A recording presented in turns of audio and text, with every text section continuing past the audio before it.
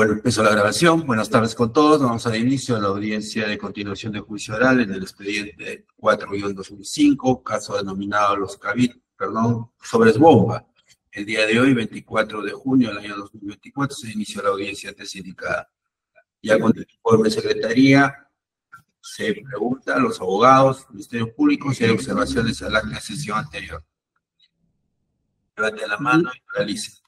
Buenas tardes, señor magistrado. Ninguna observación por parte de la defensa de don Víctor Hugo Ruiz León al acta pertinente. Ya, gracias. No hay observaciones entonces. Se aprueba conforme al artículo 291. De forma, señor editor de debates. Muy buenas tardes a todos y todas.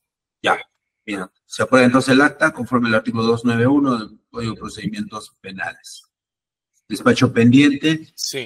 Sí, señor director de debates, hay un despacho pendiente que es el escrito ingresado por mesa de partes electrónica con número 8322-2024, presentado por Hans Víctor Hugo Ruiz Marín, pariente del agraviado Víctor Hugo Ruiz León.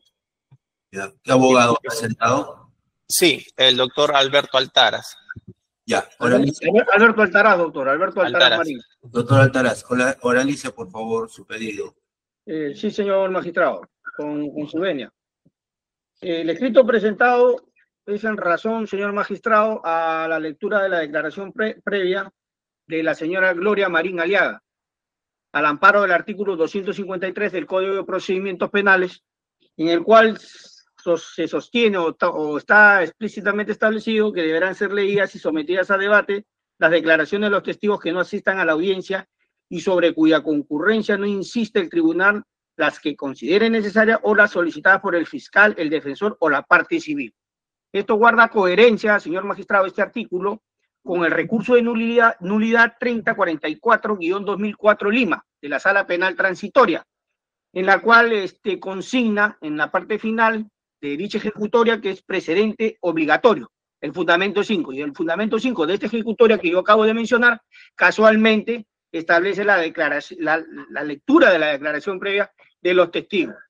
Entonces, haciendo una interpretación sistemática, señor magistrado, con el Código Procesal Penal, de acuerdo a lo que ha establecido el Tribunal Constitucional en el expediente 6079-2008, proceso de habeas corpus Lima, fundamento 8, en el expediente 2748-2010, proceso de habeas corpus, Tribunal Constitucional Lima, fundamento 10, establece claramente que el Código Procesal Penal sirve de parámetro interpretativo para la solución de casos que sean aplicables.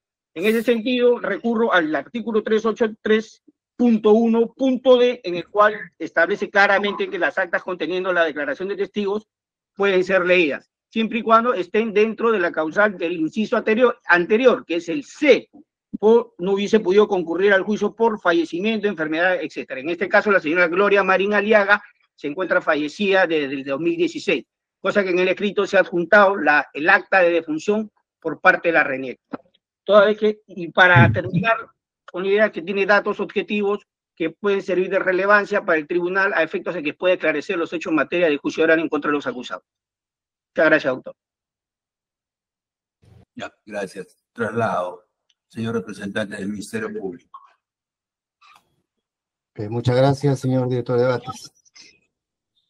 En efecto, la información que viene entregando la defensa técnica de la parte civil respecto a la testigo Gloria Marín Aliaga, en el entendido de que se encuentra en condición de fallecido, o con esa restricción de fallecido, tal como se indica el contenido del documento escrito y oralizado en esta audiencia. Al respecto, señor director de debates, en efecto, la información que tenemos y que también hemos dado cuenta en sus oportunidades de esta persona se encuentra en esa condición de fallecido, por lo cual el señalamiento ya indicado por la defensa técnica se estará, digamos, ofreciendo, canalizando conforme corresponde en el estadio respectivo, en este caso, cuando entremos a la fase de debate de piezas procesales. existiendo una declaración previa, el proyecto correspondería, ¿no? Vamos a dejar en condicional, por lo menos de parte de la Fiscalía, solicitar, ¿no? Que que entre, digamos, al contradictorio, se admita y se proceda en ese sentido, ¿no? Ya tenemos la posición de la defensa técnica de la parte civil, entonces seguramente vamos a proceder en ese orden, señor director de debates. Dicho esto, la Fiscalía no tiene observaciones, ¿no? Al escrito presentado por la defensa técnica de la parte civil. Gracias. Gracias. La defensa de los... No hay delito. Sí, señor, muy buenas tardes. Respecto a lo que ha presentado la defensa de la parte civil, no nos vamos a oponer, señor, y en la etapa correspondiente se indicará lo pertinente. Ya, gracias. Bueno, estando a lo solicitado por el abogado de la defensa de la parte civil, diciendo que verificado la declaración de los testigos ofrecidos en esta causa, la señora Gloria María Aliaga ha sido presentada su declaración para que de forma personal declare ante el tribunal. Sin embargo, atendiendo al fallecimiento de esta, bueno, corresponde en la etapa correspondiente, conforme al artículo 253 del Código de Procedimientos Penales, verificar, ¿no?, la declaración de esta en la realización de la prueba documental. Agrego sus antecedentes, entonces, el escrito presentado por el señor abogado Altaraz. ¿Hay más despacho, señor secretario? No hay más despacho, señor director de debates. Ya, entonces, señor testigo, buenas tardes. ¿Me escucha usted? Sí, buenas tardes. Ya.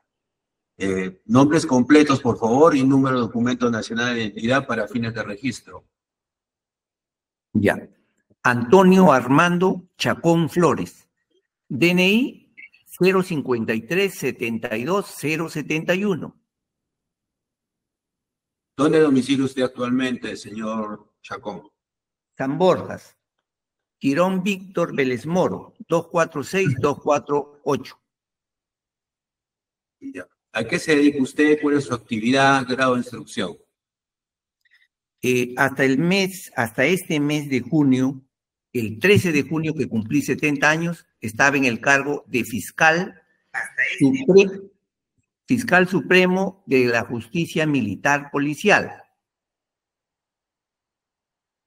¿Profesa usted la religión católica? Sí, señor. Levante la mano derecha, por favor. La señora presidenta la toma el juramento de ley. Señora presidenta. Gracias, doctor. Señor testigo, ¿jura usted decir la verdad de lo que se le pregunte ante este Tribunal de Justicia? Sí, juro. Muy bien. ¿Puede usted bajar la mano? Puede continuar, doctor Llerena. Muchas gracias. Gracias a usted, doctora. Señor Chacón, le van a realizar preguntas. Si usted no entiende o no escucha la pregunta correctamente, indique usted que le vuelvan a repetir. No hay ningún problema. Si durante la declaración, el interrogatorio, escucha usted que un abogado o alguien se opone a la pregunta, no conteste, vamos a resolver la oposición. Yo le voy a indicar para que conteste usted. ¿Conforme, señor Chacón? Sí, conforme, señor. Ya, gracias. Entonces, con eso usa la palabra. Señor fiscal. Señor director, muchísimas gracias, señora presidenta. Señor vocal superior y todos los sujetos procesales participantes en este plenario. Señor Chacón Flores, muy buenas tardes. Buenas tardes, señor. Usted, en el año 1991, ¿nos puede señalar en qué entidad o en qué dependencia trabajaba usted? Trabajaba en la Dirección de Investigación Criminal, DIRINCRI. Estaba como asesor.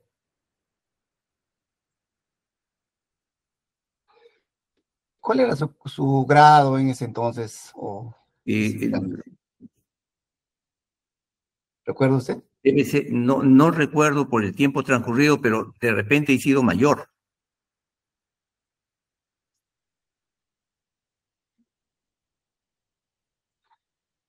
¿Y cuáles eran sus funciones en su condición de asesor de Dirinque?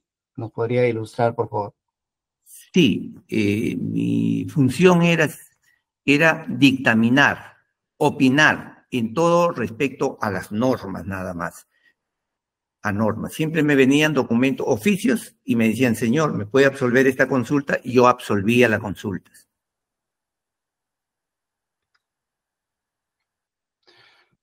¿Usted tenía, digamos, una oficina o tenía un cargo, digamos, sí, específico? Ahí habían varios. Pues, habían varios asesores. Éramos más o menos como, entre ellos, asesores del cuerpo jurídico, éramos por lo menos 6, 7 cuerpos jurídicos, y a la vez teníamos auxiliares, que también eran abogados. Entre todos seríamos 12, 13 personas.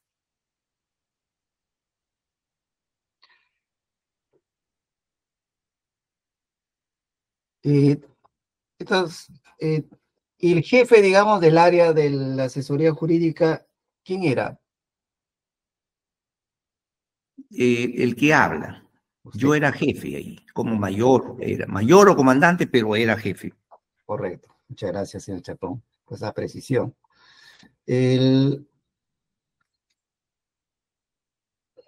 ¿Nos puede ilustrar, digamos,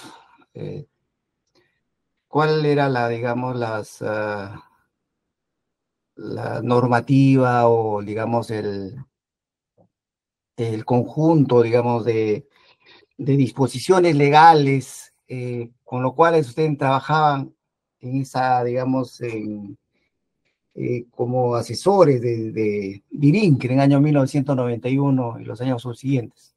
Sí, señor. En especial el aspecto legal, Código de Procedimientos Penales, Código Procesal Penal, la Constitución y la ley de la Policía Nacional tiene sus reglamentos. Entonces, un conjunto de normas que yo tenía que dar respuesta, pero puntualizando, solamente legal. Y eran opiniones y eran dictámenes.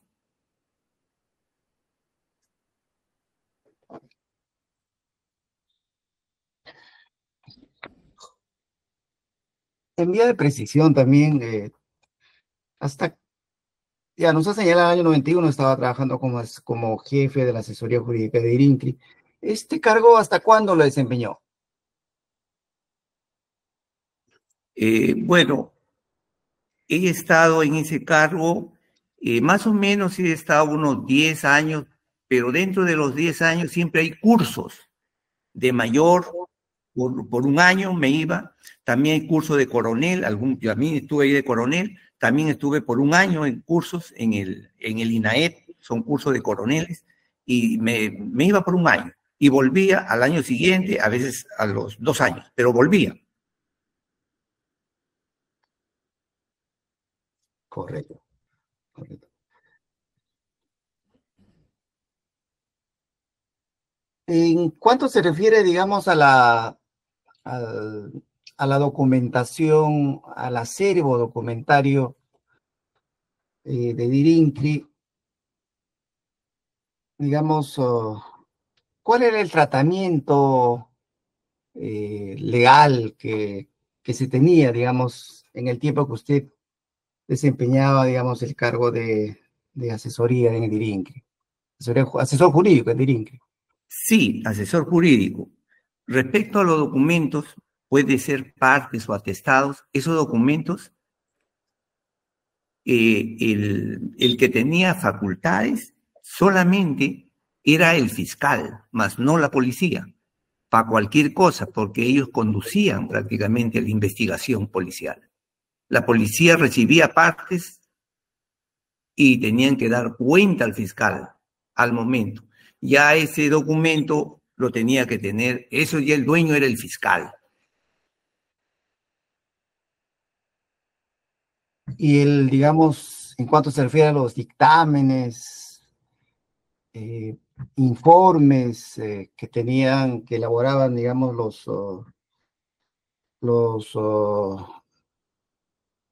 el personal de la DIRINCRI, corría la misma suerte que los partes o testados o tenían otro tratamiento.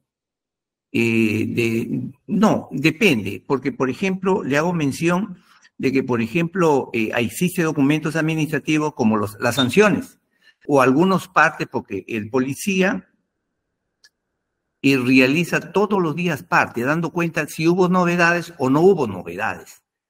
Esos son documentos simples, ese es el problema, pero hay partes de investigación que cuando tiene conocimiento el fiscal, la policía prácticamente no tiene nada que ver con ese documento. El fiscal es el único, el titular de la acción penal, él tiene que ver ese documento. Y en la misma DININCRI existe no cientos, sino miles de documentos, partes y atestados que están prácticamente permanentemente renovándose, porque no se encuentra a la persona, al procesado o al imputado o al que ha cometido el crimen. Y siempre los fiscales paran renovando, y eso lo sabe todo el personal de la policía. Ese es el archivo.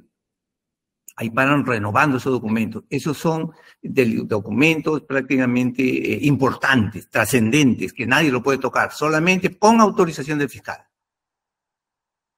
Correcto. Ahora, en esa misma línea, la incineración, digamos, de determinada documentación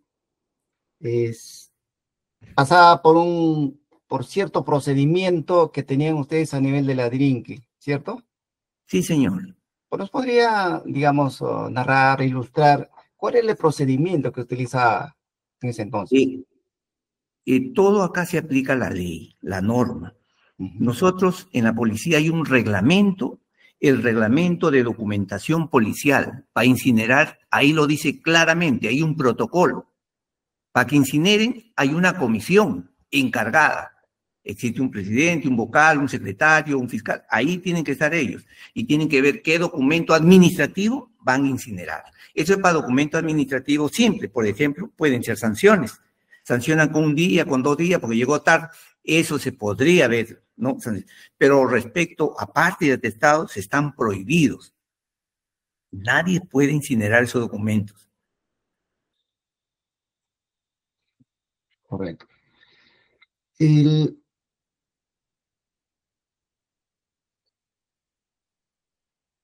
año, digamos,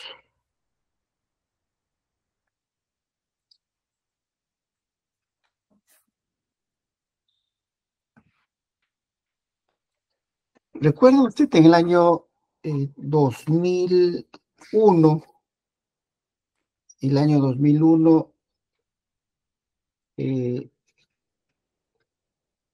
le solicitan a usted un informe respecto de la incineración de documentación pasiva, ¿no?, que existía en la división policial, entendemos, de la DIRINCRI?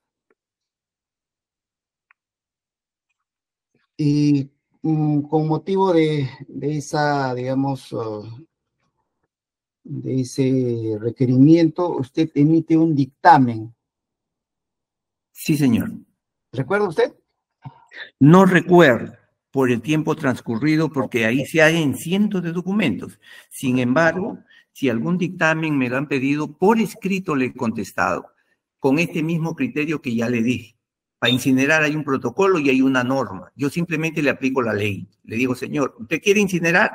Se supone lo que le he dicho ahí, de conformidad con tal artículo, usted tiene que hacer esto, nada más. No puedo emplear otra cosa, porque yo soy técnico en la norma. Yo no puedo decir, yo no soy un jefe ahí.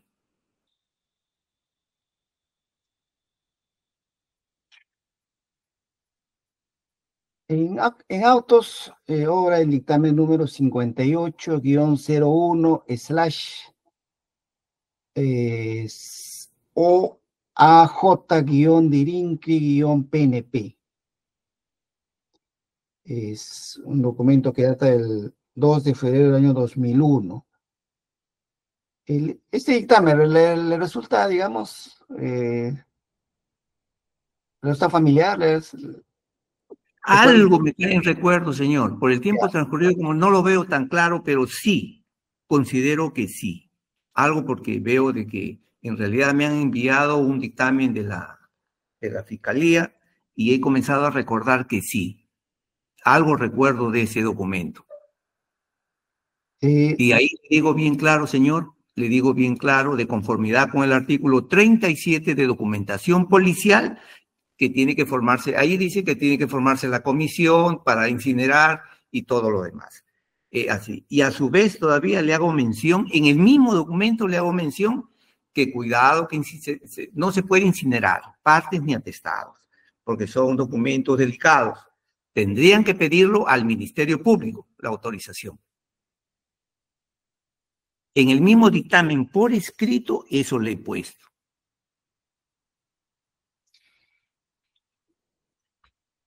Se refiere a las, digamos, en este dictamen.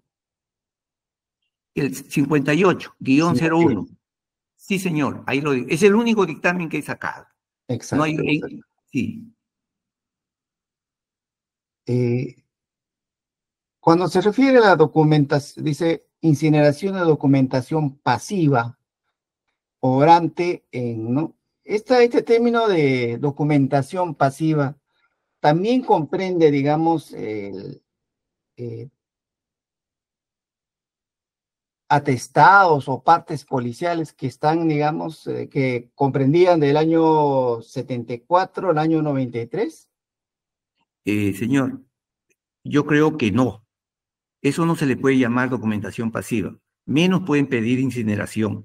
Estarían usurpando no solamente funciones, la policía, toda la policía sabe y tiene conocimiento de que la función, ellos lo saben en su reglamento, en su ley de la policía lo dice, y en la Constitución lo dice.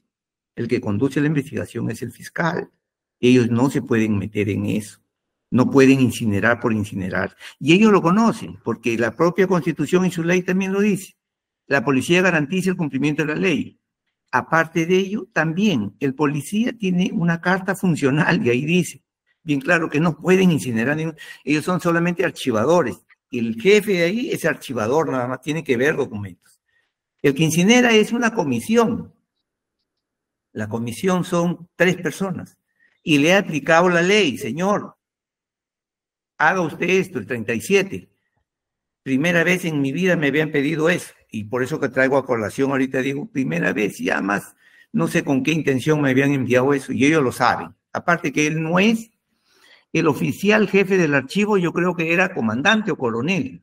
Y ese señor más o menos tenía sus 30 años de antigüedad y sabía y conocía de que está prohibido. El fiscal es prácticamente la persona encargada, el que tiene atribuciones de ver esos documentos.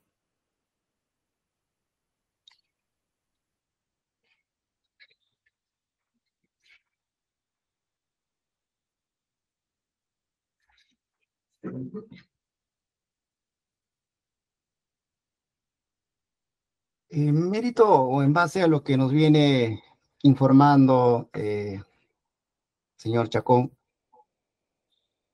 el acervo documentario, digamos, que está relacionado con una investigación o con una carpeta fiscal, digamos, no podría ser incinerado. ¿Es lo que lo viene señalando? Por favor, esa parte nos puede aclarar. Sí, señor, es igual como usted lo dice, está prohibido la policía. En otras palabras, la policía es auxiliar de la fiscalía, no puede incinerar cualquier cosa. Esos documentos son del Ministerio Público. Y justamente conforme nos han señalado las autoridades policiales y algunos efectivos policiales intervinientes, está una investigación o actuados, digamos, relacionados con el caso Melissa Alfaro, habrían sido incinerados. Eso ¿Esa información específica llegó a su conocimiento? No, señor, de ninguna manera. En forma genérica, me da la impresión que en forma genérica en un oficio dice, voy a incinerar documentos. Exacto. Dice memorandos, oficios, partes, así comienza. Entonces, no sé, yo lo vi un poco medio raro. Yo le dije que no, eso no se puede incinerar. Y eso está escrito en el dictamen, señor. Si usted ve el dictamen, está escrito.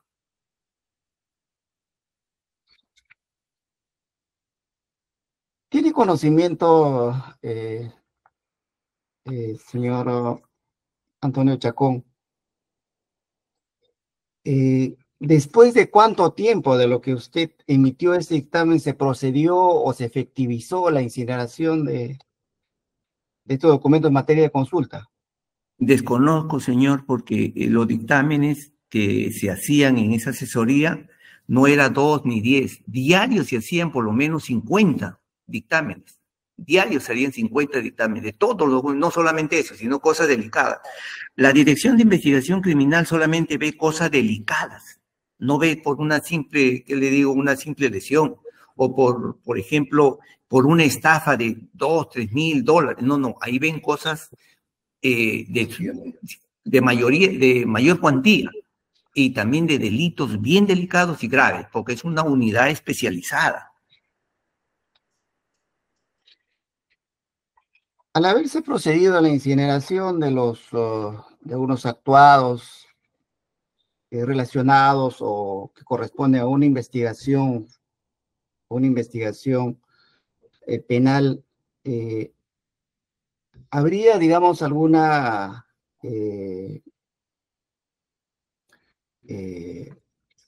transgresión a algunas normas reglamentarias o legales? Objeción, señor director de debates. El doctor Rafael Franco Lacuba, Sí, finalmente su... Sí, voy a fundamentar, es impertinente la pregunta, porque el general Chacón, que ha venido a declarar como testigo sobre hechos que le haya constado o que haya presenciado, no sobre conocimientos que él pueda tener, porque no es testigo técnico, es testigo. Por lo tanto, se le tiene que preguntar sobre lo que él ha visto, haya tomado conocimiento, no sobre su opinión. Gracias. Señor representante del Ministerio Sí, Público. muchas gracias, señor de debates. Pregunta. Bueno, muy respetuosamente voy a discrepar con el doctor Franco de la Cuba en este punto, ¿no? O sea, esta pregunta tiene relación justamente con la opinión que nos viene señalando ya el general Antonio Chacón Flores cuando señala justamente está prohibido realizar, digamos, realizar incineración de partes o atestados o documentos relacionados con carpetas. Entonces, esta pregunta es una idea de precisión, ¿no? Para que pueda señalarnos justamente como alguien, un profesional, digamos, que ha tenido la opinión, que ha emitido opiniones jurídicas, en este caso de incineraciones de documentos pasivas relacionadas con una investigación, como este caso de la señora, de la gravedad de Melissa Alfaro. Por ese lado viene la pregunta, señor director de debates, ¿no? Es vía de precisión, ¿no? Simplemente, si al haberse incinerado, digamos, actuado relacionados con el caso, con el caso de la señora Melissa Alfaro, si había una transgresión, esa es la pregunta. El señor general es un abogado, es un profesional, digamos, que maneja esta temática, entonces es pertinente por el lado del conocimiento que tiene y además va relacionado con información que ya ha señalado, que ha vertido, que todos hemos escuchado, ¿no? Entonces ya lo señalará en la respuesta que tenga, en sentido positivo, en sentido negativo. Bueno, es una respuesta que tiene directamente, como se llama el señor testigo. Pero resolviendo en esos términos, señor director de debate. Muchas gracias. Brevemente, doctor Rafael. A ver. Sí, brevemente, doctor. Solamente para reiterar que el general Chacón es un testigo, no es testigo técnico. Por lo tanto, él no viene a opinar. Él viene a declarar sobre lo que ha visto, sobre lo que le consta. Gracias, doctor. Como una aclaración, señor fiscal. el testigo está, lo que le pertenece son sus documentos respecto a la viada al paro, que han sido incinerados, ¿no? Exacto, sí. Ya. Sí, señor director de Bates. Entonces, como una vía de aclaración, voy a guiar la pregunta en que el testigo conteste si emitió algún pronunciamiento respecto a dicha incineración, ¿no? A ver, por favor, señor testigo. Sí, Conteste. señor. Yo no he emitido ninguna opinión de nada porque en realidad nunca me consultaron eso. Solamente me consultaron mediante oficio, que si se podía incinerar. Y yo me ratifico nuevamente lo que dije anteriormente, de que está prohibido. Ya, está bien, gracias. Continuamos, por favor, señor. Y muchas gracias, señor general Chacón, por su respuesta. ¿Recuerda usted con qué frecuencia realizaban, digamos, la incineración? En esos años 91, 92 años, en los años que usted estuvo en Dirincri, ¿con qué frecuencia realizaban, digamos, incineraciones de documentación pasiva? Objeción, señor director de debates. El testigo ya ha manifestado de manera clara de que él no es el responsable de la incineración, sino que era un comandante o coronel. Eso es lo que ha referido el testigo. Por lo tanto, si él no es responsable de la incineración, no se le puede preguntar la frecuencia. Gracias. En todo caso, señor director de debates, si me permite, por favor, atendiendo a la objeción que viene planteando, replantearle un poco la pregunta, ¿no? Un poco para no entrar, digamos, ¿no? Sería, sí, señor director de debates, sí. La pregunta es si el general Carlos Chacón, Antonio Chacón, tiene conocimiento, o no, o tenía conocimiento, las frecuencias en las cuales realizaban, ¿no? las entidades correspondientes de IRINCRI tareas de incineración de documentación pasiva. Señor, yo desconozco porque la Dirección de Investigación Criminal existen más de 2.000 personas. En mi época había más de 2.000 personas que trabajaban ahí. Y había muchas direcciones. De la dirección había muchas divisiones. Más o menos habían como 15 divisiones. Y yo, el archivo lógicamente no es una división, pero el archivo es aparte. Pero yo nunca había escuchado cuándo se incinera ni qué cosa van a incinerar. Una sola vez que me llegó un oficio. Ese es todo, señor. En vía de precisión, general, entonces, ¿usted ha opinado solamente de una incineración en todo el tiempo que usted estuvo, digamos, en Dirinqui? Sí, señor, es el único. El único es. Preciso.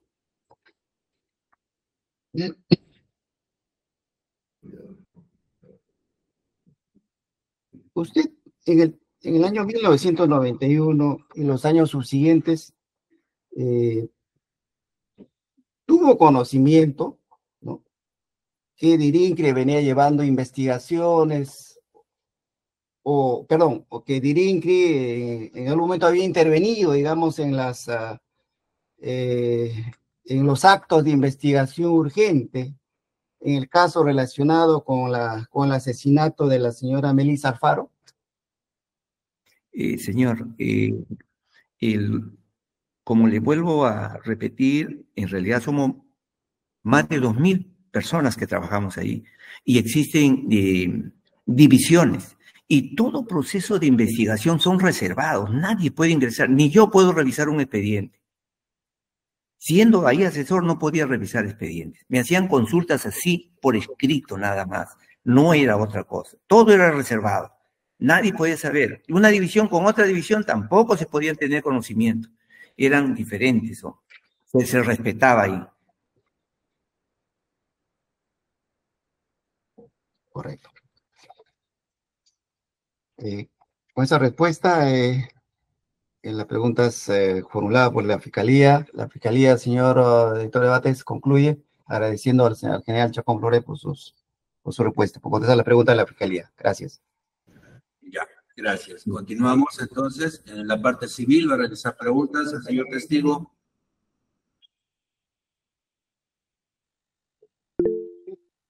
Doctora Ivana Rodríguez. Se concedo la palabra. Gracias. Buenas tardes, señor director de debates, todos los presentes, señor testigo. Solo tengo una pregunta respecto a la información que usted señala, a la cual usted tuvo acceso. En tiempos, en el contexto de 1991, cuando existían denuncias sobre terrorismo o cuando existían denuncias sobre los hechos como en el caso de los sobres bomba, legalmente, ¿cómo se tramitaba, digamos, esta información última que usted dijo de compartimentaje, de que cada quien conocía solo una parte de la información, ¿no? Si usted podría complementar la información última que brindó. A ver, nosotros tenemos varias divisiones, lo dije de un inicio. Yo creo que tenemos 14, 15 divisiones. Cada uno tiene su función, cada uno son especialistas, tienen especialidades. Estafa es estafa, no pueden meterse al homicidio. Ahora, si me habla usted de terrorismo es una dirección distinta, eso está en la Avenida España. La dirección de investigación criminal también está en España, pero al frente es un edificio enorme. Es distinto, ahí es peor, todo es hasta secreto, ni siquiera es reservado, es secreto, nadie puede saber eso.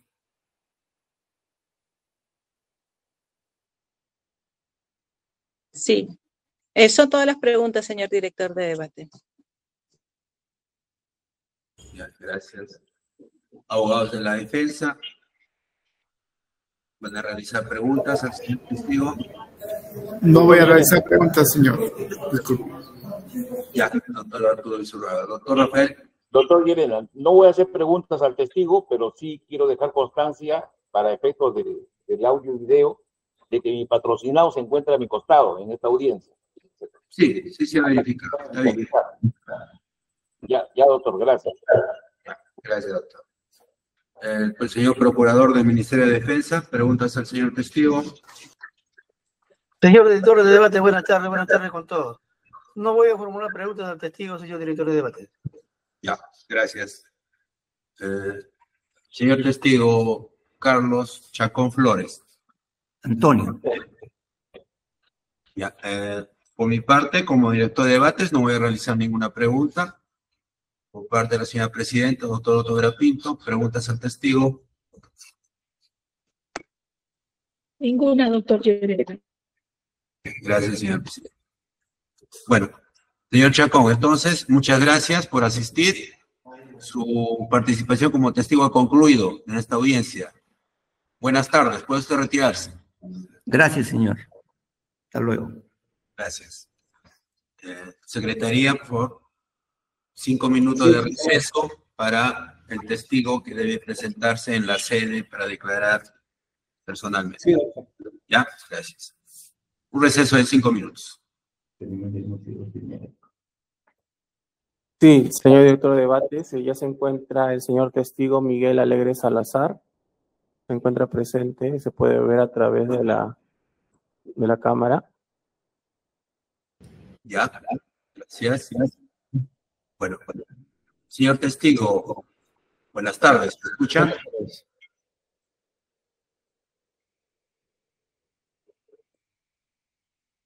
Señor testigo, buenas tardes. Sí, buenas tardes.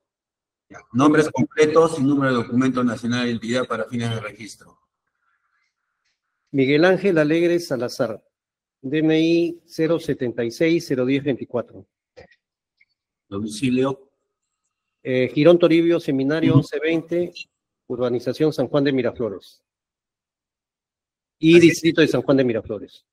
¿A qué se dedica usted? ¿Cuál es su actividad, grado de instrucción? Actualmente me dedico a los acabados de ebanistería, carpintería en general, ¿no? Instrucción secundaria completa y superior incompleta. ¿Profesa usted la religión católica?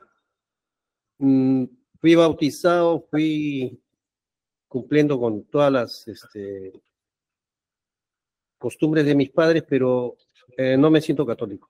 No me siento religioso. Ya. Bueno, en atención a ello se le va a tomar promesa por su honor de decir la verdad a todo lo que se le pregunte. Por supuesto. Ya. Levante usted la mano derecha, por favor. Señor testigo, ¿promete por su honor decir la verdad de lo que se le pregunte ante este tribunal? Por supuesto que sí. Bien, puede bajar la mano. Gracias, doctor Guillermo. Gracias, doctora.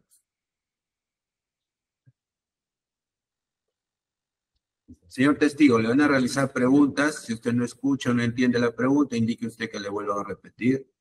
Si durante el interrogatorio escucha usted que alguien se opone a la pregunta, no conteste, vamos a resolver la oposición. Yo le voy a indicar para que conteste usted. Por supuesto. Ya. Se concede la palabra al señor representante del Ministerio Público.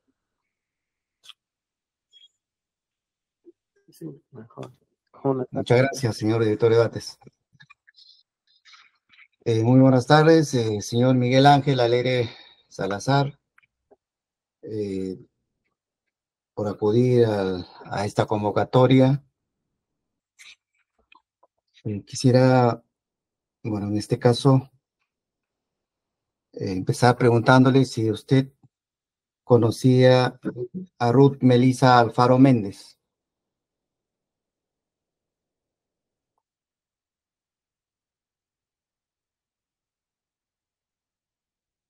Active el micrófono al testigo, doctor Miguel.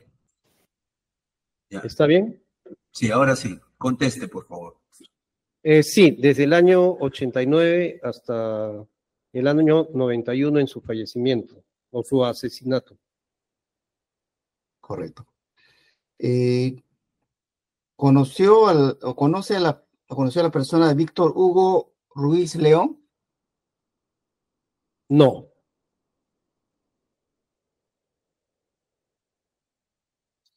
¿Al señor Alejandro Augusto Zúñiga Paz?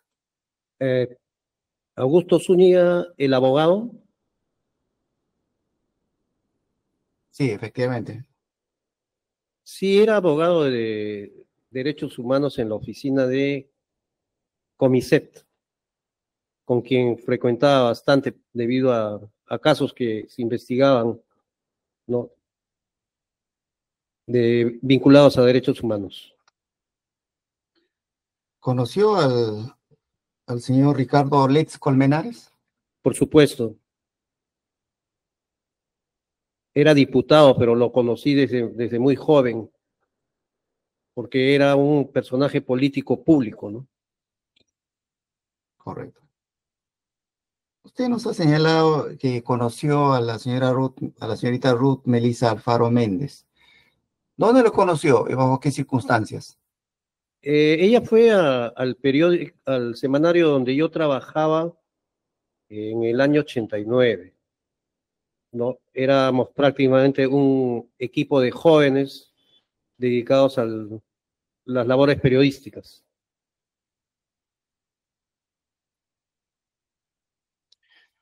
Usted ya cuando, digamos, llega Ruth Melisa Alfaro, ¿ya usted ya venía trabajando en este semanario? Sí, yo ya estuve trabajando mucho antes. Solamente por vía de precisión, ¿nos puede dar el nombre de este semanario? Semanario Cambio. Semanario Cambio, correcto.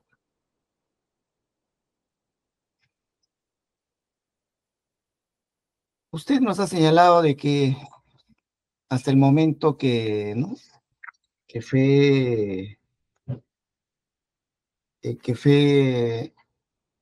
falleció, digamos, lo conoció a la señorita Ruth Melisa Alfaro. Usted estuvo, digamos, el 10 de octubre del 91 presente en las instalaciones del local Semanario Cambio. Yo llegué a los 5 minutos después del atentado, porque era mi día de descanso. ¿Qué pasó? Bueno, según todos los testigos, porque hubieron varios compañeros de trabajo que se encontraban en el local, ya había un antecedente anterior, ¿no? De que falleció una persona frente a la oficina del semanario, parece que por error. Dejaron un sobrebomba y falleció un empleado de Corpac, si no me equivoco. Entonces, todos los sobres que llegaban o mensajería o tenían que ser previamente abiertos por el encargado de seguridad del local, ¿no? Entonces, al empleado de seguridad del local lo pasó sin revisarlo, sin ver lo que contenía ese sobre, y cuando mi compañera abre el sobre, estalla el explosivo, ¿no? Destrozándole totalmente la cabeza, ¿no?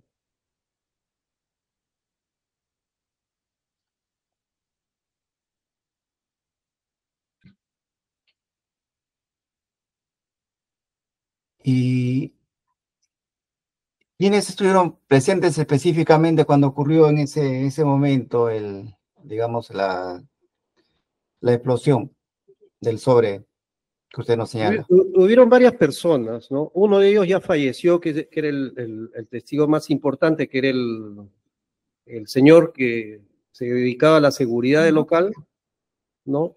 Mi compañero Marco Burga, que también fue citado en el juzgado especial, actualmente tiene la enfermedad de Parkinson un poco avanzada, y algunos otros compañeros más. Lo que pasa de que no fueron citados, no sé cómo, pero no han sido citados, ¿no?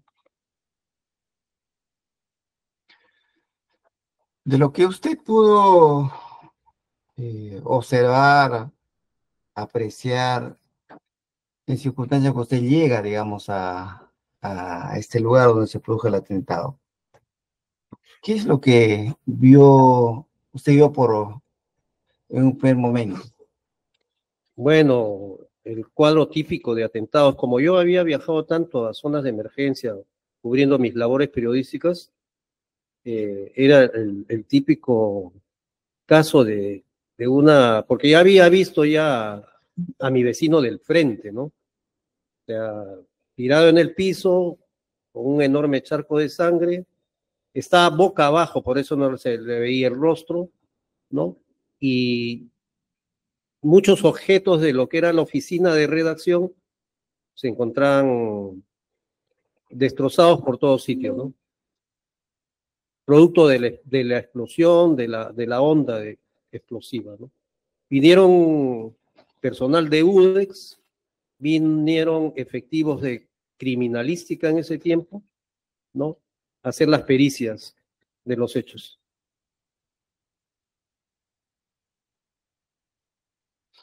¿Ustedes en un momento llegaron a registrarlo, digamos, a tomarle, no lo sé, filmar o hacer algún tipo, digamos, Sí. Fue una noticia de registro? Sí, yo tomé muchas fotos que fueron a todos los medios de comunicación, incluso a agencias noticiosas, se le proporcionó todo, ¿no? Y hubieron muchos canales y cadenas de televisión que firmaron el lugar de los hechos. En todas las revistas más importantes, que era Caretas y la revista Sí, fue primera plana de su semanario, portada del semanario.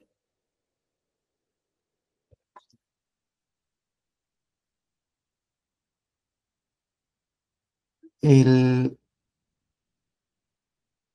esta escena, el cuerpo de Melissa Alfaro, ¿cuánto tiempo permaneció, digamos, aquí en ese punto? Eso ocurrió yo llegué habrá sido entre 1 y 2 de la tarde. La hora exacta debe estar en el expediente, ¿no? O en algún informe periodístico, ¿no? El levantamiento del cadáver lo hicieron a golpe entre 4 y 5 de la tarde.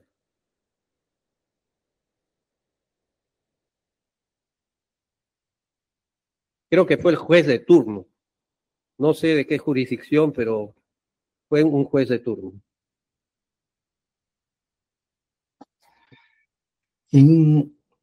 En ese intervalo, digamos, en ese tiempo en que se produjo el evento y cuando se produjo el levantamiento de cadáver, ustedes por su parte hicieron averiguaciones, indagaciones. Por supuesto. ¿Qué La persona pasó? clave. ¿Cómo pasó? ¿Quién o quiénes habrían sido los responsables de ese atentado? Sí, la persona de seguridad del local, quien recibió el sobre, fue interrogado por personal policial, por personal de la UDES, que trataba de ver qué tipo de explosivo había sido, ¿no? Y él detalló a una persona, salió incluso un identikit, si no me equivoco, en un número posterior en el semanario, ¿no? Porque él fue el único que tuvo contacto con la persona que dejó el sobre, ¿no? Investigaciones posteriores que hicimos con mis compañeros de trabajo fueron entregadas a la comisión investigadora de sobres bombas, que presidía la senadora Beatriz Merino, Javier Descanseco, Ricardo Letts, eran varios miembros, ¿no? Y a su secretario de Javier Díaz Canseco se le entregó todas las pesquisas. Llegamos a reconstruir el sobre en un 90%, con los restos que se quedaron en el lugar de los hechos, que fue exactamente igual al sobre que recibió el diputado Letts.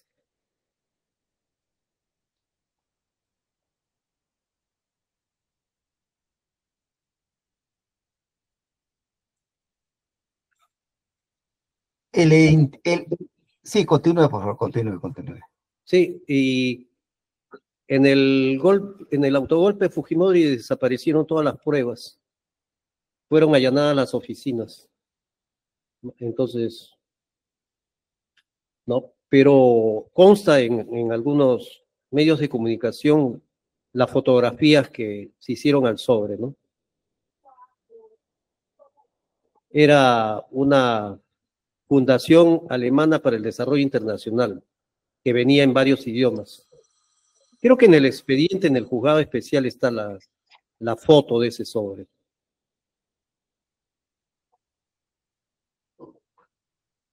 Cuando usted nos señala desaparecieron las pruebas que ustedes tenían en semanario cambio, ¿se refiere a eso?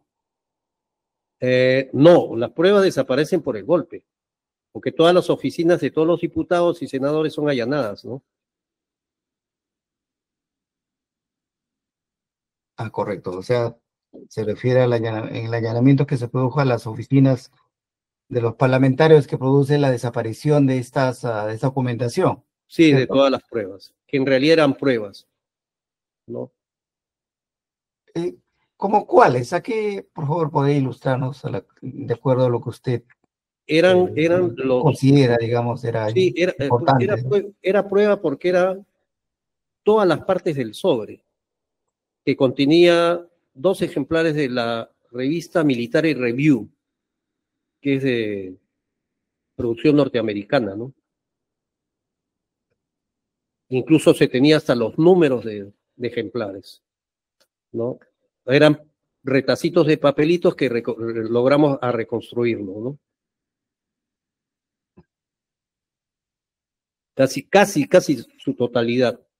Tanto la parte del sobre completo con los títulos ¿no? Que era Fundación Alemana para el Desarrollo Internacional en varios idiomas, y los 2 ejemplares en un alto porcentaje, ¿no?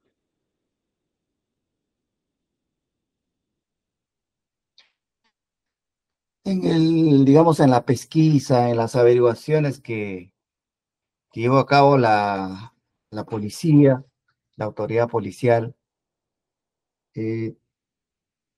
no fueron entregados este sobre, digamos, a estos investigadores.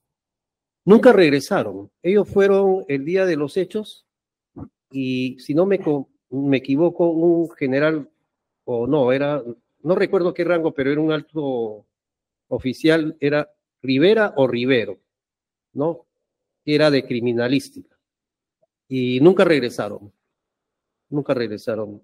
Entonces con mis compañeros decidimos ver qué era lo que había pasado y fuimos juntando todos los retazos del explosivo, ¿no? Que fueron entregados a la comisión del Congreso, ¿no? Que se nombró para investigar los sobrebombas.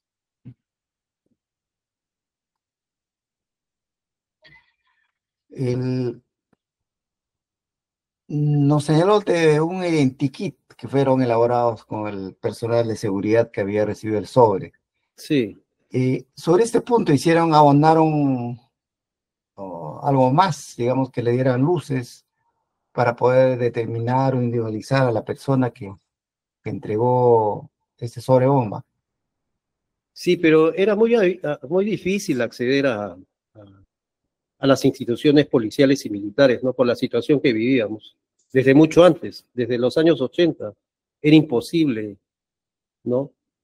Por eso se perpetraron un montón de hechos lamentables, ¿no? En zonas de emergencia y en la propia capital, ¿no?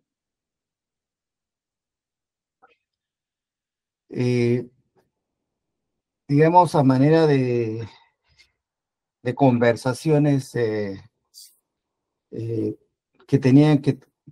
tuvieron entre ustedes, llegaron, digamos, a averiguar si habían, digamos, realizaron, si las personas que habían realizado el atentado o la persona que había realizado el atentado había realizado, digamos, labores previas en el local del semanario Cambio antes del atentado. Bueno, antes del atentado hubo un atentado al frente, que parece que fue por error, ¿no? La numeración de ese domicilio eran de una lata porcelanada, entonces tenía aquiñado un número, ¿no?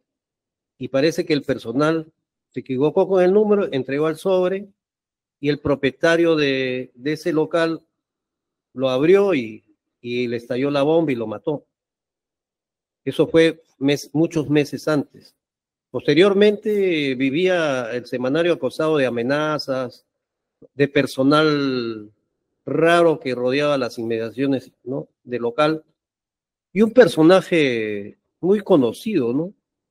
Que no sabíamos quién era el conocido coronel Carlos Guamán Ascurra,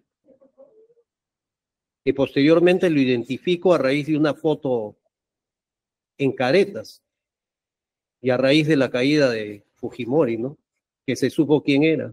Y él es el que merodeaba el local después de los hechos.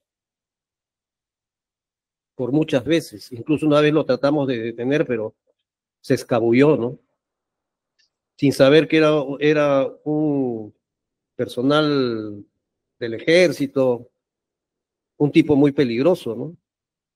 Por lo que posteriormente ya uno sabe quién es, ¿no? Digamos, estas ocurrencias, esta incidencia que usted nos viene señalando, se puso en conocimiento de algunas autoridades relacionadas, digamos, específicamente al que usted identificó como coronel Ascurra. Guamán Ascurra, perdón. Sí. ¿Llegaron a poner, digamos, a conocimiento de alguna autoridad? Sí, pero ya después de muchos años, porque nadie sabía quién era, ¿no? Ya, como le digo, a raíz de la publicación de Caretas y la difusión de los videos, supimos que era una persona importante del ejército, ¿no? Y el brazo derecho de Montesinos. Aparte de eso, había gente extraña que merodeaba el local, ¿no? Posteriormente a los hechos. Hombres con maletines deportivos, ¿no? Y varios intentos de atentados ya masivos, ¿no? Como para liquidarnos a todos, ¿no? antes del golpe, del autogolpe, ¿no?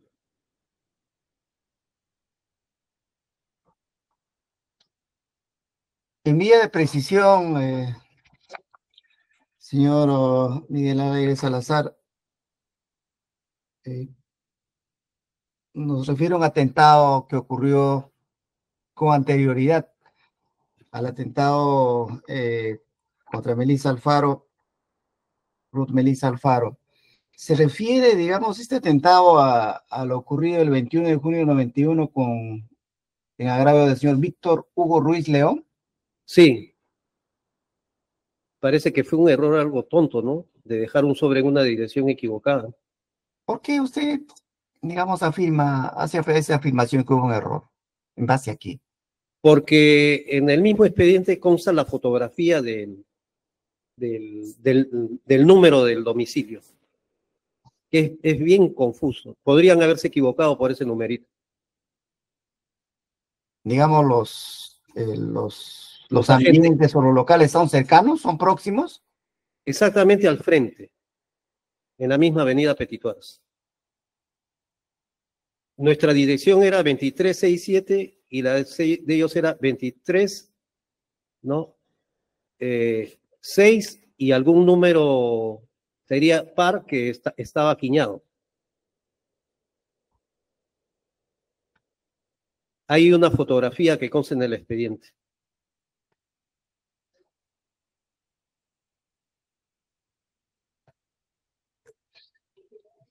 Y creo que también lo publicó, no sé si la revista Caretas o la revista Sí.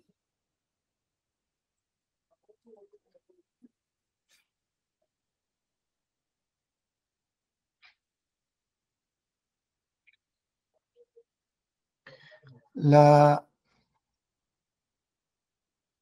policía, ¿no? que intervino en las diligencias llevadas a cabo en la escena del crimen. Alguno de ellos les tomó su declaración a ustedes que estaban, digamos, en esos momentos en el local de Semanario Cambio. Sí, pero no a mí, exactamente al señor de seguridad que falleció. Debe estar en algún archivo de la policía de criminalística.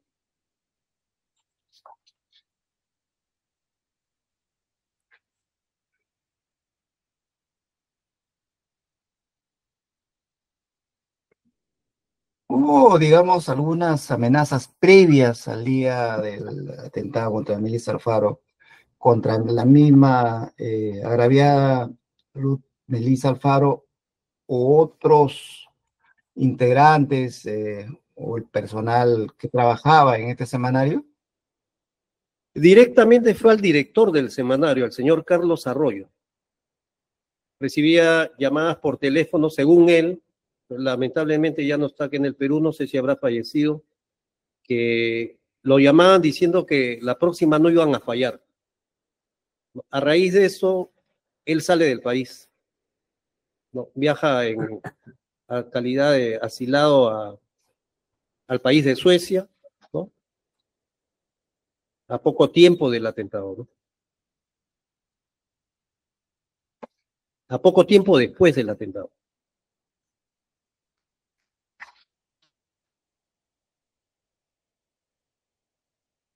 Y con posterioridad, digamos, al atentado ocurrido en el horario de Ruth Melissa Alfaro, que se dio el 10 de octubre del año 91, ¿hubo atentados similares o parecidos, digamos, en contra del semanario Cambio o el personal que trabajaba en este semanario? Bueno, hubo dos hechos muy marcados. Nosotros teníamos un día de cierre, ¿no? Que era el día miércoles. Y en la madrugada se acerca un jeep de guerra de la Marina con personal de infantería, con una metralladora muy potente, creo que le dicen gemela, ¿no? Metralleta gemela. No soy especialista en armas, pero es una metralleta muy grande. Y nos amenazaron, ¿no? Se paró el jeep en la puerta del local y dijo que así que ustedes son los que defienden los derechos humanos, ya van a ver, ¿no? Y antes del golpe, entre esas fechas, ¿no? Entre el atentado y antes del golpe. Pero después hubo un hecho más claro, más marcado, ¿no? Saliendo del cierre, en la madrugada, el centro comercial Arenales era un centro muy concurrido y tenía mucha vida nocturna. Y vendían anticuchos toda la madrugada, vendían salchipapas, en la avenida Arenales, del mismo centro comercial.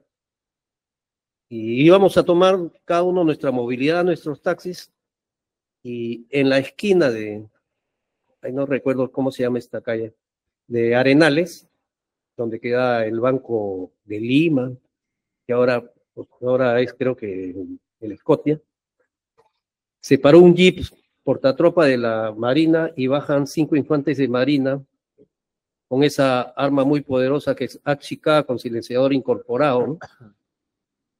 Y rastrillan sus armas como para eliminarnos, ¿no? Pero felizmente que tuvimos la suerte que se acercan 3 parejas de jovencitos, ¿no? Casi adolescentes, no pasaban los 20 años, y deciden comer salchipapas. Se baja furioso el oficial de la patrulla, ¿no? Que era un joven blanquiñoso, gringo, muy jovencito, se levanta de pasamontañas y decide comprar una hamburguesa, ¿no? Y hace que el personal regrese al camión portatropa, ¿no? Son unos camiones Mercedes chicos, pequeños, son de operativos, ¿no? Y eso nos salvó prácticamente, ¿no?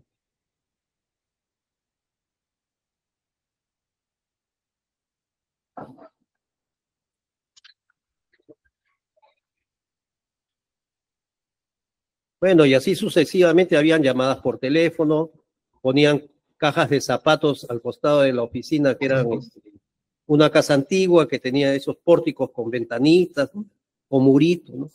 Actualmente ya no existe, ¿no? Esa casa.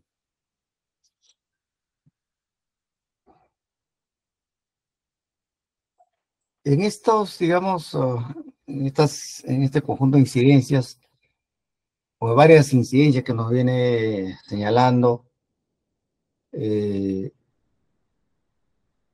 luego del atentado contra Melissa Alfaro, ¿hubo alguna, digamos, incidente en el cual estas personas desconocidas se identificaran como a los integrantes de algún miembro, equipo de inteligencia, la policía o de algún cuerpo de seguridad del Estado? No. Como le digo, solamente hemos recibido 2 visitas de uniformados. De ese jeep de la Marina y de ese portatropa de esa patrulla de la Marina. El resto era gente desconocida que frecuentaba las oficinas, estaban parados en la esquina, ¿no? Hacían seguimiento a algunos de nuestros compañeros, ¿no? Pero nunca se identificaron como personal militar o policial.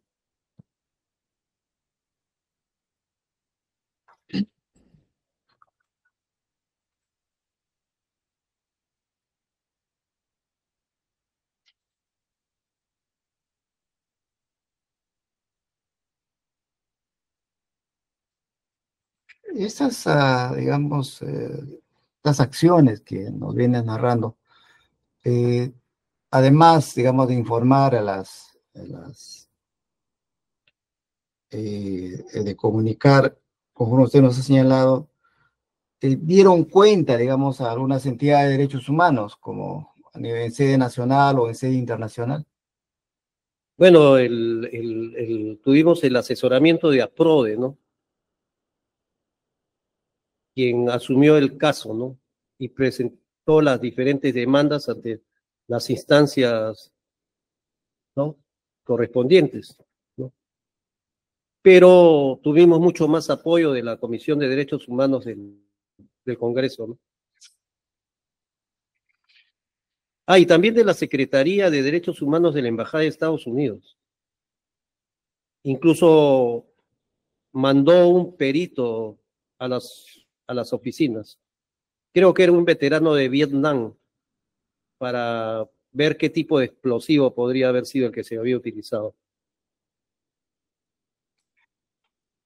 Eso ocurrió, digamos, los días posteriores, ocurrió digamos, esta participación o este trabajo, digamos, de perito de la embajada. Se produjo días posteriores Sí, a lo sí, sucedido, a día posterior del atentado del 10 de octubre de 91. Sí, posteriormente. ¿Y les comunicaron los resultados? Más o menos, ¿cuál fueron los resultados de este trabajo? Oficialmente no, pero tu comentario fue bastante claro porque tenía una traductora, también era un personal de la embajada, ¿no? Y dijo que había sido un explosivo plástico el que había sido utilizado.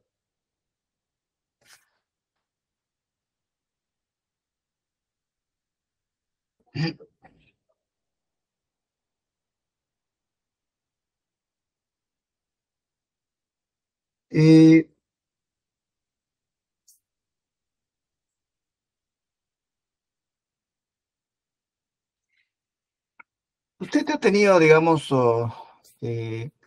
después del atentado contra Mesa, contacto con los familiares de la agraviada? Sí, tratábamos de hacer algo, pero no se podía hacer nada. Todo el mundo está amarrado de pies y manos porque a raíz del autogolpe todos fuimos procesados por delito de terrorismo.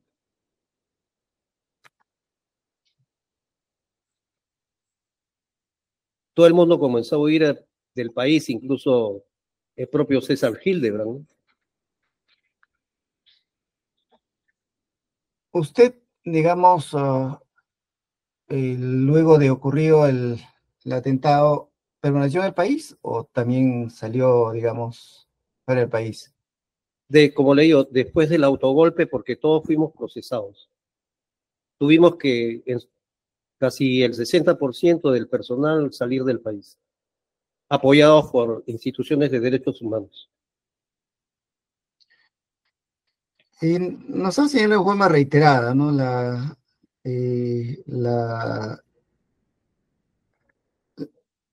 Las acciones que venía desplegando nuestra comisión investigadora sobre bomba del Congreso. ¿Sabe usted si llegaron a elaborar, a consolidar un informe preliminar?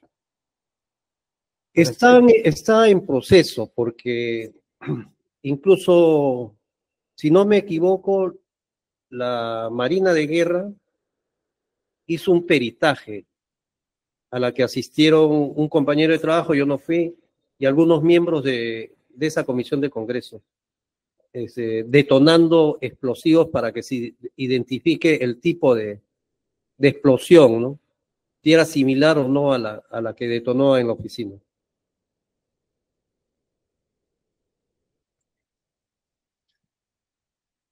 Eso me imagino que fue a pedido de la Comisión del Congreso.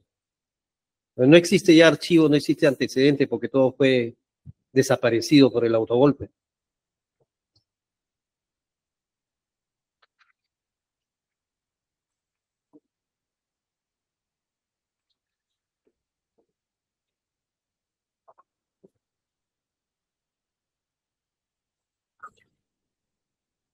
Muy bien. Pregunta final, el señor Miguel Ángel Alegre Salazar. ¿Usted sabía de que esta investigación había sido llevada a Dirinque y luego derivada, digamos, a Dircote? No, a Dircote no. ¿Ustedes en algún momento, dentro de la conversación que ustedes tenían como personal, digamos, del semanario Cambio, consideraron que este era un atentado terrorista que había desplegado Sendero Luminoso o el MRTA? Todavía existía el semanario El Diario, y Sendero emitió un comunicado en ese semanario, deslindando su responsabilidad con el atentado. Y en consecuencia ustedes entendieron de que, digamos, luego de este comunicado que emitió el semanario Diario, ustedes llegaron, digamos, a alguna conclusión o alguna idea preliminar de quiénes habían sido los responsables si no fueron ellos. Bueno, desde un comienzo se trataba que era una política de Estado, ¿no? No solamente eran esos atentados, sino eran detenciones, desaparición de personas, ¿no? Porque se hicieron tantos operativos, incluso ya oficiales, con desaparición de personas, ¿no? Y además, un explosivo plástico no creo que manejaba Sendero, ¿no?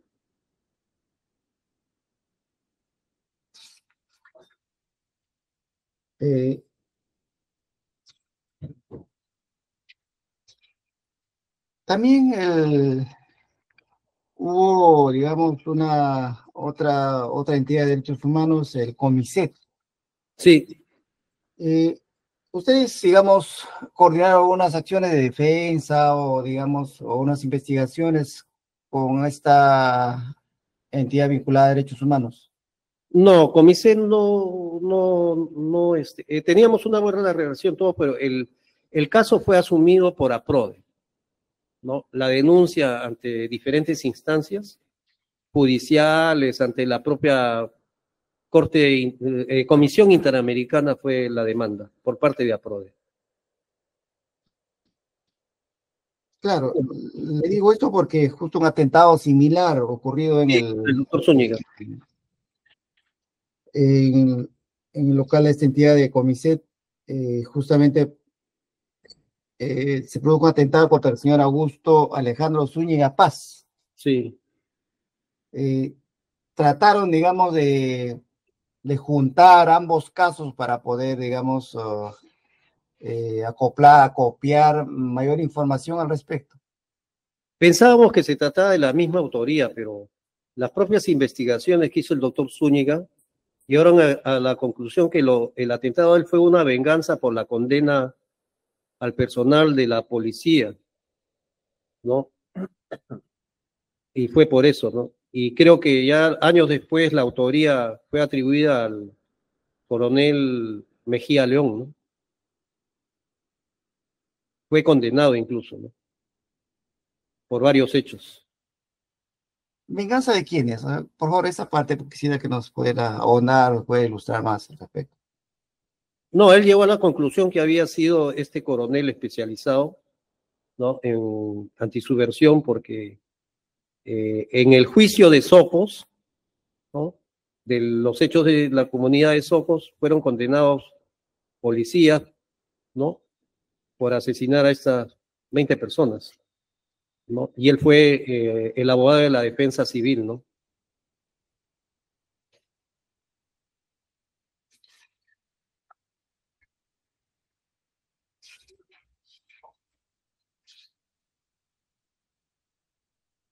Usted hace un momento también nos señaló cuando habló del correo Guamán Azcurra,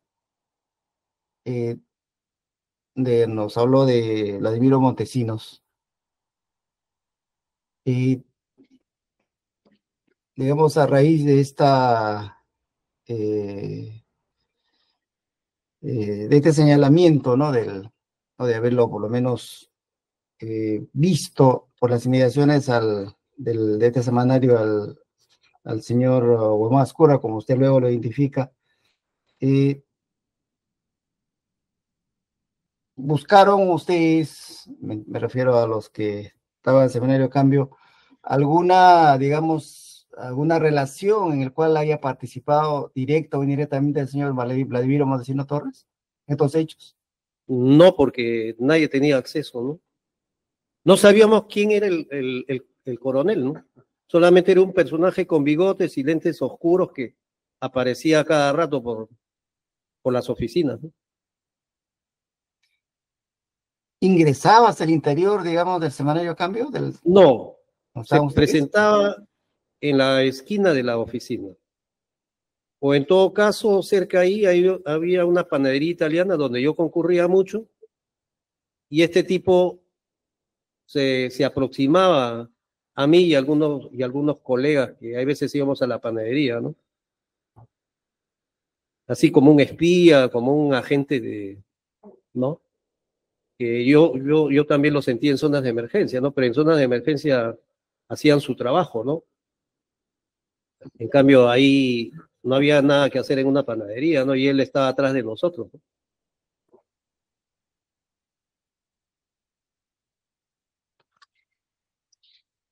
En algún momento, digamos, dentro de las indagaciones que ustedes, la labor periodística que ustedes realizaban, llegaron a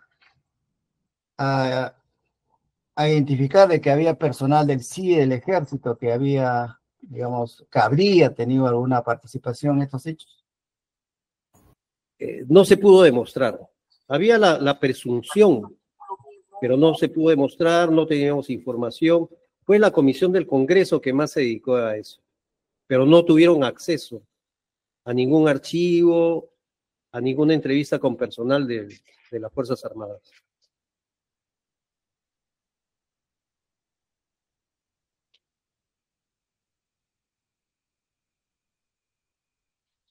En algún momento, digamos, de las indagaciones que ustedes como periodistas venían llevando a cabo, se nombró o apareció el nombre del señor Víctor José Pena Sandoval. No, solamente conocí su nombre en el juzgado especial en la avenida Arenales.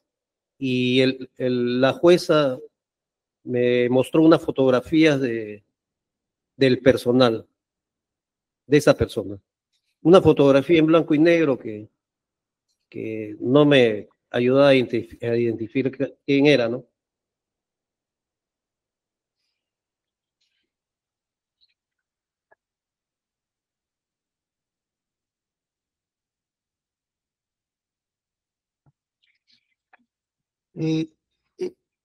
Finalmente, en ese entonces el director del semanario Cambio era el señor Carlos Eduardo Arroyo Reyes, ¿cierto?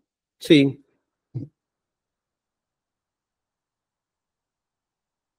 Y la señorita Ruth Melissa Alfaro trabajaba, ¿en qué área, digamos, del semanario Cambio trabajaba? Ella la nombran jefa de informaciones. La tarea de un jefe de informaciones es recolectar toda la información de lo que ocurre en el país en base a todos los periódicos que se publicaban en Lima, en base a muchas denuncias que recibíamos de algunos ciudadanos, ¿no? De diferentes tipos, ¿no? Vecinales, denuncias de derechos humanos, ¿no? Abusos de autoridad y algunos problemas locales, ¿no? Como el agua, ¿no? Era un país muy caótico en esos años. ¿Y usted personalmente trabajaba directamente con ella o usted trabajaba en otra área, digamos, de semanario? No, yo era jefe de fotografía, ¿no? Pero ella era muy amiga mía, teníamos mucha cercanía porque es un personal que llega como practicantes que todos eran muy jóvenes y yo, como tenía mucha más experiencia, les enseñaba todo lo que sabía. Les enseñaba fotografía, les enseñaba cómo revisar los periódicos, cómo hacer una nota corta en base a hechos que había por qué publicarlo, ¿no? Una nota corta es muy chiquita, es de 2 renglones, ¿no? En una página había lo que se llama notas cortas, ¿no? Era un cuadrito con 6, 5 notas cortas, ¿no?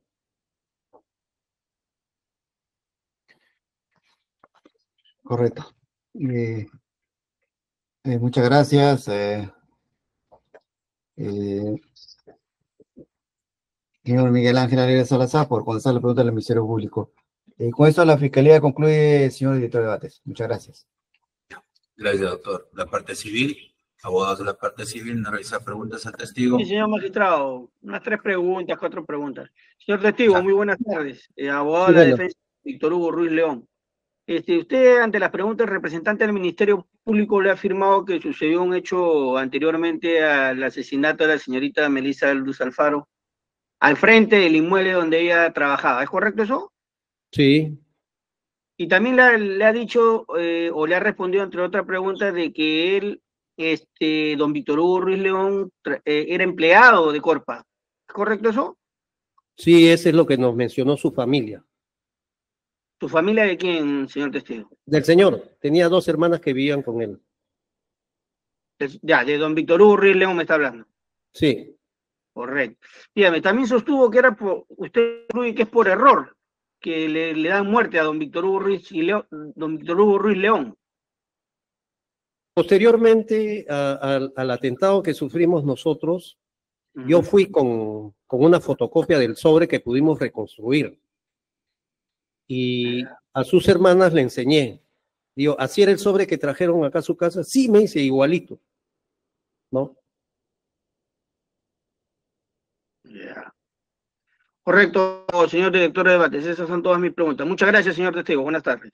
No tiene por qué hacerlo. Doctora Giovanna Rodríguez. Sí, señor director de debate. Voy a realizar algunas preguntas.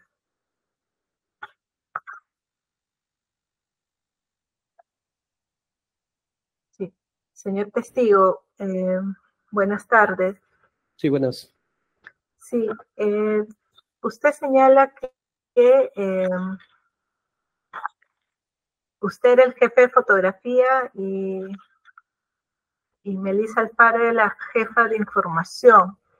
¿Usted la acompañó a alguna actividad o a dar cobertura a alguna noticia en el año 91? Sí, bastante. Yo prácticamente que paraba con ella de las 12 horas de trabajo, mínimo de 8 horas. Porque ella era la jefa y yo tenía que alimentarla con información. Editábamos el cierre de la revista hasta las 3, 4 o 5 de la mañana, que eran los días miércoles. En ese sentido, señor testigo, ¿ustedes cubrieron algún tipo de información que, digamos, riesgosa, usted considera pertinente? El problema era la situación que vivía el país. O sea, vivíamos en una situación difícil para cualquiera, pero nuestra actividad periodística se centralizaba en los problemas de los pueblos jóvenes, el problema del agua, el vaso de leche, ¿no? Y problemas de violación a los derechos humanos, que no solamente se cubría en Lima, ¿no? Habían corresponsales en provincias que mandaban notas, ¿no? Que mandaban fotos, y teníamos colaboradores también en diferentes regiones, ¿no? De acuerdo. Y usted le ha señalado al señor fiscal,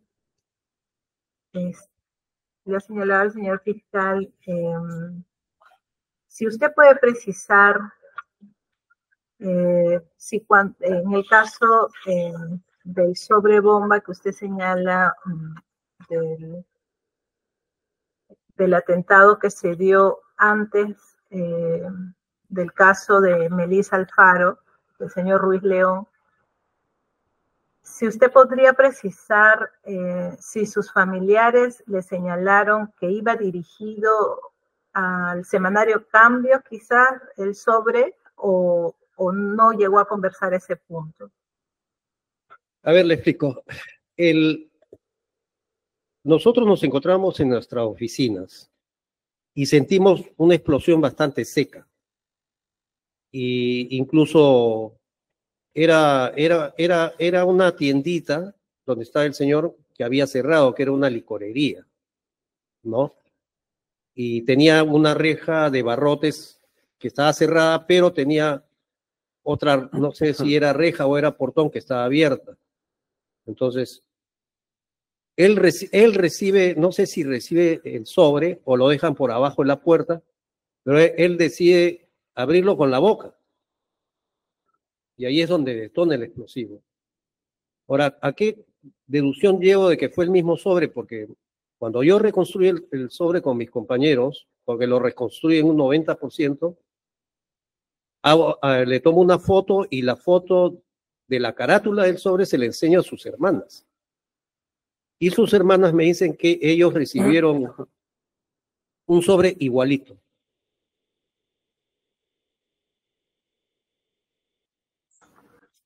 De acuerdo, pero no puede precisar si estuvo dirigido al semanario o no. Esa No, parte.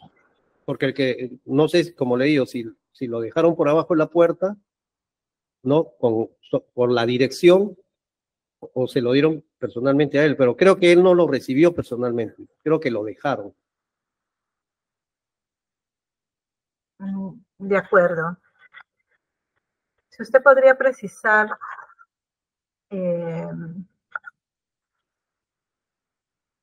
si usted, cuando usted le señaló al señor fiscal que después de los hechos merodeaban el semanario Cambio y usted identificó a Guamán Azcurra, ¿usted podría precisar cómo lo identificó? Yo lo identifico a raíz de la publicación del semanario Caretas, porque nadie sabía quién era su nombre y si era del ejército, si era qué gente, ¿no? Solamente que es una memoria que yo tengo, porque él así seguía igualito hasta los años 90, hasta la caída de Fujimori, con su bigote, sus lentes esos que uno compra baratos en Plaza Unión, ¿no? Así se presentaba él. Y nadie pensaba que era un coronel, porque era de mi tamaño, ¿no? Según el senador Díez Canseco me estuvo comentando que él fue dado de baja en zonas de emergencia, cuando era oficial, por diferentes delitos contra los derechos humanos.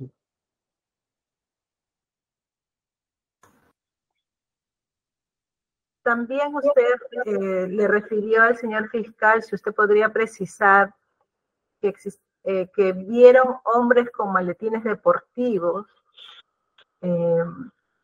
antes del autogolpe, le refirió al señor fiscal. Si usted puede precisar cómo eran esas personas físicamente. Como cualquier ciudadano de a pie. No, eran altos, bajos. No eran fornidos ni corpulentos, ni tenían el corte militar. Sino lo extraño era que siempre andaban en pareja y andaban en la esquina del trabajo.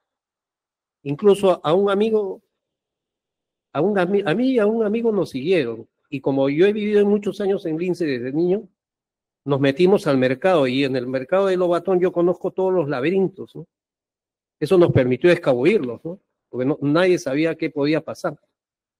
Porque también hubo la presencia de un auto pequeño, donde yo voy a la 1, 2 de la mañana a comprar una Inca-Cola, porque había una licorería ahí a media cuadra, y se para abruptamente, y uno de los ocupantes le dice al otro, no, ese no es, ¿no? Ese no es otro. Y me miraron y se fueron, ¿no? Parece que estaban buscando a otra persona.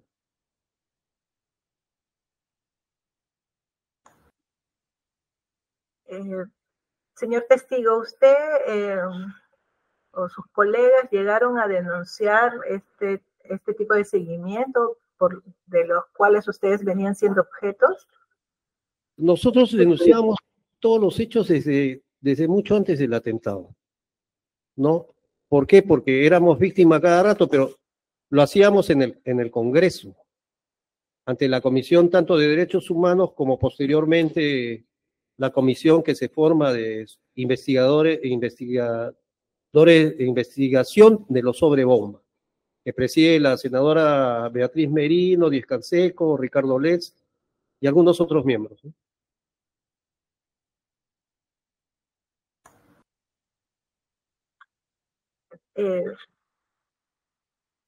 ¿Usted podría precisar de la información que le ha brindado el señor fiscal respecto de la reconstrucción del sobrebomba,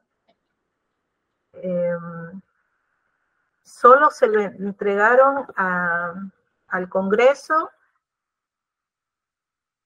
o tomaron fotografías de esa reconstrucción y también se le entregaron al...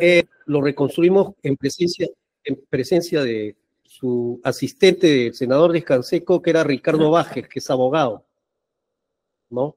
Él tiene incluso una fotocopia del sobre, una fotografía del sobre, que es lo único que sobrevivió porque fueron allanadas las oficinas del Senado, de diputados, todas las oficinas del Congreso. De acuerdo. Si usted podría precisar cómo toma conocimiento de los materiales que fueron empleados dentro del sobrebomba para causar el explosivo. Si puede detallar un poco más de la información vertida al señor fiscal. Bueno, eso lo determinó un perito norteamericano que envió la Secretaría de Derechos Humanos de la Embajada de Estados Unidos. Hablamos de una palabra seria que es de un veterano de Vietnam, ¿no?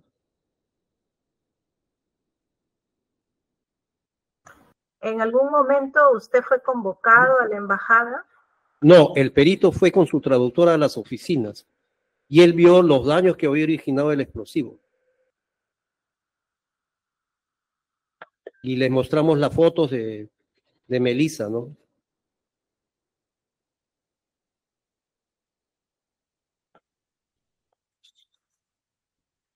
De acuerdo. Y finalmente, usted señaló también que fueron objetos de denuncia penal. Sí, a raíz del autogolpe se nos denunció a todo el personal por apología al terrorismo. No recuerdo el número de expediente, pero fuimos absueltos. Esa pregunta le iba a hacer. Bueno, muchísimas gracias por la información brindada, señor testigo. Son todas las preguntas, señor director de debate. Abogados, los acusados, van a realizar preguntas. Doctor Arturo Luis Ruaga, luego el doctor Rafael Ruaga. Señor testigo, buenas tardes. ¿Me escucha usted? Sí, buenas. Usted habló de un coronel Mejía León. ¿Sabe usted dónde laboraba ese coronel? Él era jefe de lo que era DOES. Andaba en las calles siempre dirigiendo a toda su tropa, ¿no? Era muy conocido. Yo tenía hasta fotos de él que fueron sustraídas a raíz de la intervención a las oficinas, ¿no? Claro, usted ha indicado que es uno de los responsables, pero ¿en qué institución del Estado laboraba esta persona del coronel? La policía. Mejía, la policía. De DOES o DINOES, ¿no? Creo que era DOES, ¿no? Ahora se llama DINOES. Y que quede claro, ¿por qué usted le encuentra cierta responsabilidad a esta persona? Eso fue declaraciones del doctor Zúñiga. Porque el señor Zúñiga a usted le indicó, le comentó o esas declaraciones, ¿dónde las dio? Esas declaraciones las dio públicamente en su local. ¿En qué local, señor? El local de Comiset. Y en diferentes conferencias de prensa. ¿Ya?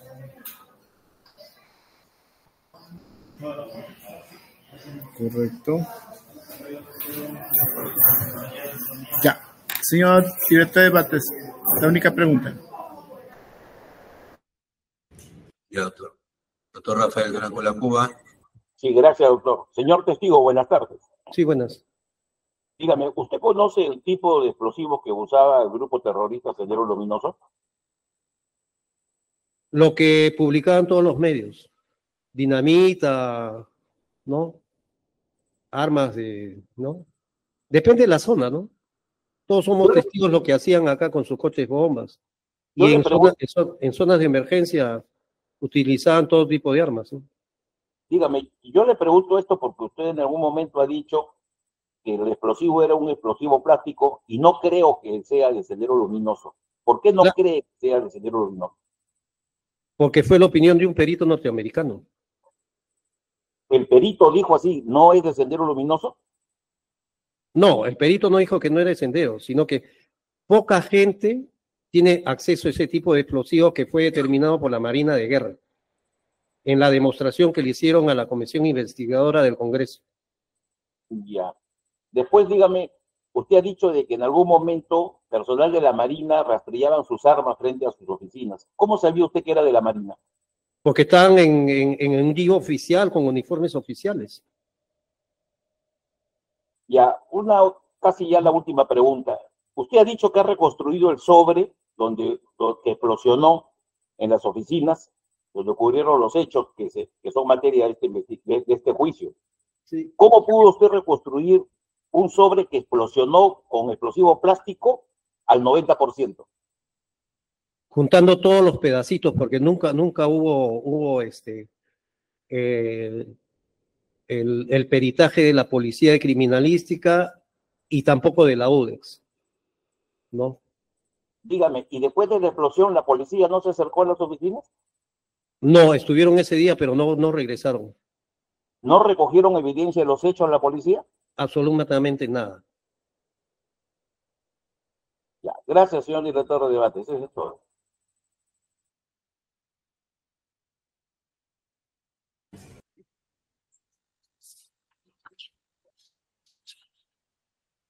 Ministerio de Defensa, señor Procurador. No voy a formular preguntas, señor director de debate. La Dirección de Debates tampoco va a realizar preguntas. Testigo ha sido ampliamente interrogado. Señora Presidenta, doctor Tobera Pinto, preguntas al testigo.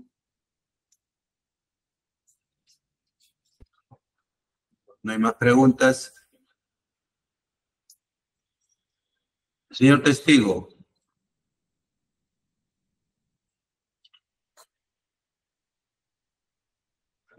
Señor Miguel Ángel Alegre Salazar. Sí, señor. Ya concluyó su declaración. Muchas gracias por asistir al plenario y puesto a retirarse. Tengan ustedes buenas tardes. Perfecto. Gracias. Secretaría. Informe y hora para la próxima sesión.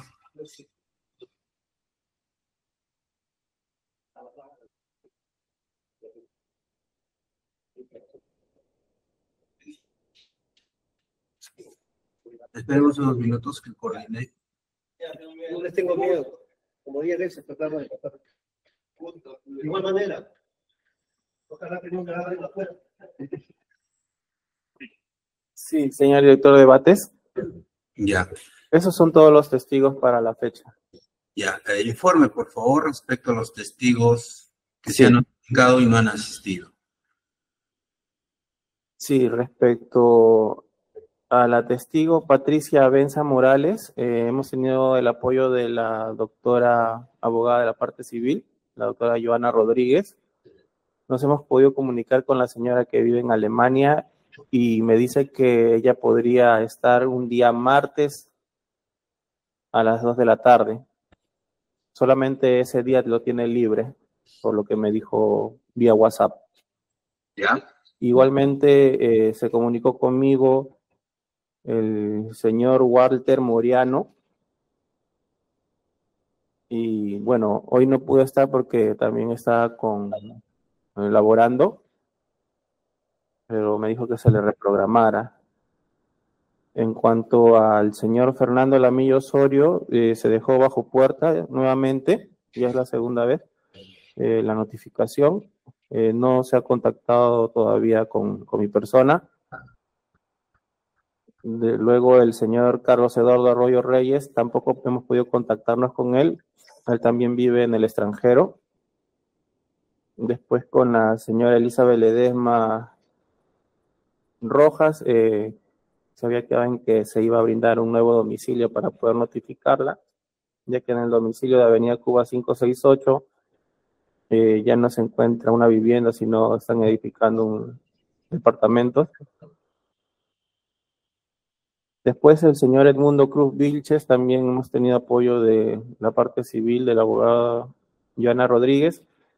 Ella se ha comunicado con el señor Edmundo Cruz Vilches, pero recién ha salido de una operación y igualmente ha pedido que se le reprograme fecha para su declaración. Ya, gracias. Esos serían los testigos, doctor. Ya. En cuanto a Fernando Lamilla Osorio, ya es la segunda vez que se ha notificado, señor testigo, al señor testigo, así que, señor fiscal, se hace efectivo el apercibimiento, se declara tardío. ¿Conforme? Conforme, señor director de debates. Ya. Después, en cuanto a Carlos Eduardo Arroyo Reyes, no se tiene noticia de su paradero, vive en el extranjero, conforme lo informado por Secretaría.